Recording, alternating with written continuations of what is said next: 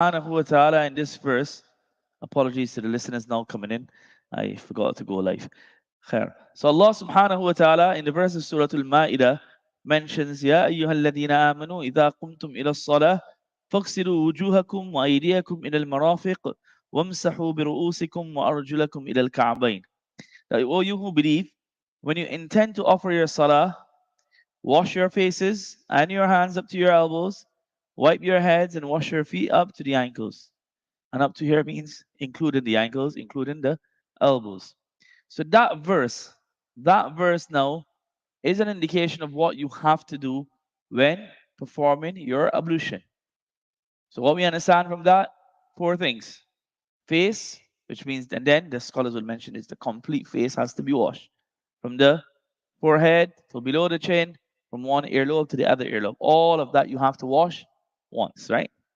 Then the hands, both hands, including the elbows, has to be washed once. Then masa, and how much masa we learn from a hadith. And on one occasion, Allah's Messenger sallallahu alaihi wasallam did masa for basically the amount that of your one's forehead. So basically a fourth of your head, a quarter of your head, once, and then washing both the feet once, including the ankles. So that is what is compulsory. Compulsory meaning if any of these are left out, or even if a little dot is left out, then your wudu is not completed. Your wudu is not completed. Inshallah, tomorrow we look at the sunnahs and those things now that will beautify, that will make our wudu even more rewarding. But for today, inshallah, we're focusing on what is farad and compulsory. So without these four being washed, your wudu is not accepted. Without these four being washed, your wudu is not accepted. So as mentioned from the very beginning, these what the scholars know, the fuqaha, the jurists now have taken and said, okay, this is farad, this is sunnah, this is mustahab. Where do they take it from? The same Quran and Hadith. Understand? Let's take for example, just a quick example, and then we continue. We say there's the narration, Rasulullah sallallahu alaihi wasallam, he washed his hands thrice. We've just read that narration. Another narration says Rasulullah sallallahu alaihi wasallam washed his hands twice. Another narration mentions Rasulullah sallallahu alaihi wasallam washed his hands once. So that's what the scholars say.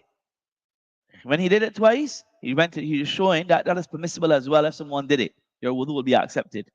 And when he did it once, he showed yes, that is permissible. That's the minimum. They have to wash it once. So that's why then, but three was a regular sunnah. That's why in the narration of Uthman and Ali radiallahu ta'ala anhu respectively, both of them are doing it three times. Because they're showing this is the wudu of Rasulullah sallallahu alaihi wasallam. This was the common way and the general way that he would do it. So that's how then the scholars then will derive, okay, but that once was done, so that shows that that is compulsory. Three is not compulsory. Washing it once is what is compulsory. And then of course the Quran verses that tells us, because the Quran is blatant about it. You have to wash these four things. So we look at one of the narrations, Abu Umama radiallahu anh, he mentions describing Rasulullah sallallahu alaihi wasallam that he used to even wipe the corner of his eyes. So in other words, that you have to make sure when you're doing wudu, so you will close your eyes, but you don't have to, but you shouldn't close it so tight that nothing. So you close it a bit, close it, no problem, but not tight that then the eyelashes will not get wet either. So close them, but ensure that everything gets washed. Make sure that everything gets washed properly. Same thing with your arms, your elbows. Then we said the masa of a quarter of the head, and then the feet. The feet. Sometimes when we're washing our feet, one of the issues that we have is behind our feet sometimes remains dry. On one occasion, the Messenger sallallahu alaihi wasallam, they were, I think they were they were on a journey, and a salah time was coming. Allah's Messenger sallallahu alaihi wasallam had done his ablution. He was getting ready to perform salah. So of course, everyone wants to read behind the Messenger sallallahu alaihi wasallam. So they're going and they're doing their wudu and they're being very, very hasty. So Allah's Messenger sallallahu alaihi wasallam, he recognized that there are certain that some of them, their heels are partly dry. So then he said, "Wailul lil aqab minan nar asbighul wudu." Woe to the heels because of hellfire. Perform the wudu, asbighul wudu. We did that word already. Do it properly. Complete your wudu properly. Ensure that nothing is left out. So he was sounding a warning here that whilst doing your wudu, ensure that everything is properly washed.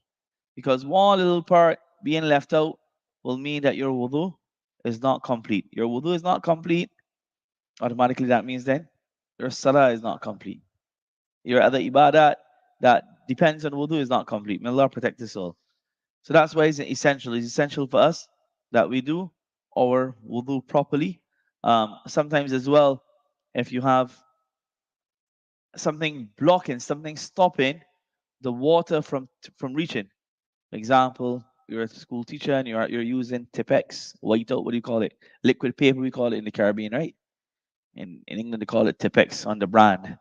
So you have that, or you're a painter and this paint, or a lady's put on nail polish and the water can't reach, and you have to take it off and do it. Understand? These things are very essential. Maybe you had some type of maybe glue stuck to your hand or your foot, or something that's stopping the water from reaching. Then you have to ensure you remove it, and so that the water passes through. Then, of course, things like if you have a cut and then you can't take off the bandage, then that's different. Those are different rulings, right? Then you'll pass the hand over the bandage if needed, or even if you can't touch it at all, no problem. Those are different rulings. We're talking here about general ruling. General ruling is that you have to ensure that the four parts, these four parts, are washed. And as I said, the masa then that's masa. Masaha birasi. So Rasulullah sallallahu alaihi wasallam, he did that once, right? Masa is not, and the other parts as well. The minimum is one time. Then inshallah now we'll look at the sunnah tomorrow. Um, Starting with intention, is it sunnah or not? So that's a little nice debate there, and then we'll look at the other sunnahs. So one is what we call what is essential. What is essential? So say someone is coming late for salah, or he gets here and Imam Sahib is about to start his salah. And you know if you're gonna sit down now and you're gonna gargle and you're gonna put water in your nostrils and then you're gonna wash every part 3 times, by that time 2 rakats is gonna finish. So at that time you come quickly, nice, wash one time, wash properly one time, quickly masa, wash your feet. Alhamdulillah, your wudu is done. Then you come upstairs and you join the salah. But if you don't need to suffice on the four and you do um you try your best to observe all the etiquette and do your wudu properly and do the complete wudu, inshallah there'll be much there. Of course there's much more thawab and reward in that. So alhamdulillah, today we've covered the four parts that are obligatory. According to Imam Shafi, there are two more things that are obligatory. One is niyyah. We'll discuss that tomorrow. So according to him, you have to make niyyah as well. Inshallah, tomorrow we'll discuss that. And also for him as well, and according to the Shawafi fiqh, you also have to have sequence. And according to Imam Abu Hanifa rahmatullah alayhi, that's not essential either. Inshallah, we're gonna look at that when we discuss niyyah tomorrow. That's the first thing that's going to be discussed, inshallah, tomorrow in the hadith as well. So may Allah Ta'ala make us among those who will do our wudu properly. And inshallah, as I said, you do it. Remember what we said. Do it whilst doing it. Have the correct intentions, the correct um, reflections. And inshallah, that wudu will be a very good wudu for all of us. May Allah grant us the understanding this one.